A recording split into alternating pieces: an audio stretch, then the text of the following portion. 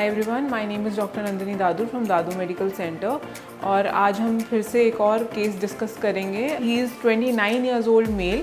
तो आप देख सकते हैं कि इनके हेयर लाइन रिसीड कर गई थी 29 ईयर्स की एज में ही, और काफ़ी डेंसिटी इनकी यहाँ पर भी कम हो गई थी।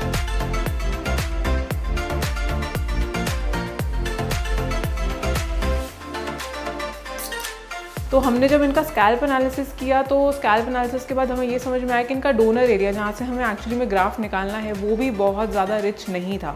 तो हमने इनको समझाया कि हम जनरली जितने फॉलिकल्स निकालते हैं उससे शायद कम ही फॉलिकल्स हम आपके केस में निकाल पाएंगे पीछे डोनर एरिया से, और वही हुआ। हमने इनको एस्टिमेट अराउंड 2500 ग्राफ्ट का दिया था, जिसमें कि हमने हेयर लाइन रिकन्स्ट्रक्ट करने के लिए सोचा था।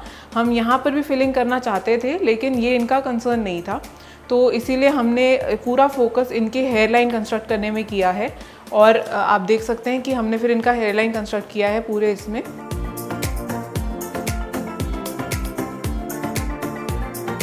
और ऐसे फॉलिकल्स लगाते हैं जो कि आपकी ओरिजिनल हेयर लाइन के साथ ब्लेंड हो जाएं, और उसमें ये भी होता है कि आपका नेचुरल लुक आए। कभी भी ऐसी आपकी हेयर लाइन देख के कोई कह ना सके कि ये हेयर ट्रांसप्लांट किए हुए बाल हैं।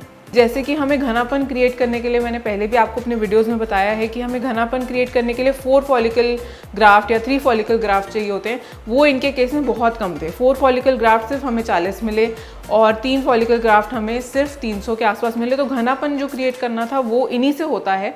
तो जो सबसे ज़्यादा मिले वो हमें 2 फॉलिकल ग्राफ्ट मिले, यानी कि 1200, और सिंगल फॉलिकल ग्राफ्ट हमें मिले 300। तो जब भी आप हेयर लाइन की बात करते हैं तो आपको सिंगल फॉलिकल ग्राफ्ट चाहिए होता है, क्योंकि आपके बालों की डायरेक्शन एक सिंगल फॉलिकल ग्राफ्ट से ज़्यादा अच्छी और नेचुरल हेयर लाइन बनने का स्कोप होता है।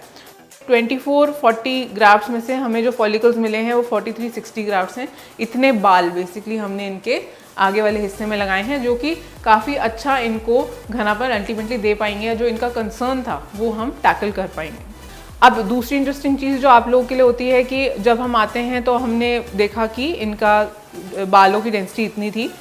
जस्ट आफ्टर द प्रोसीजर आपका स्कैल्प ऐसा लगता है जहाँ से हम फॉलिकल्स निकालते हैं। फॉलिकल्स भी हम ऐसे ही निकालते हैं कि आपको कभी भी ये जब वापस आपके बाल आएँ तो ऐसा ना हो कि पीछे का घनापन कम हो जाए, जो कि आप लोगों का बहुत बड़ा क्वेश्चन होता है, विच इज़ इम्पॉर्टेंट ऑल्सो। तो हम भी उसी तरीके से प्लेस करते हैं अपने क्रंचिंग को कि आपको कभी भी पीछे का घनापन कम ना लगे।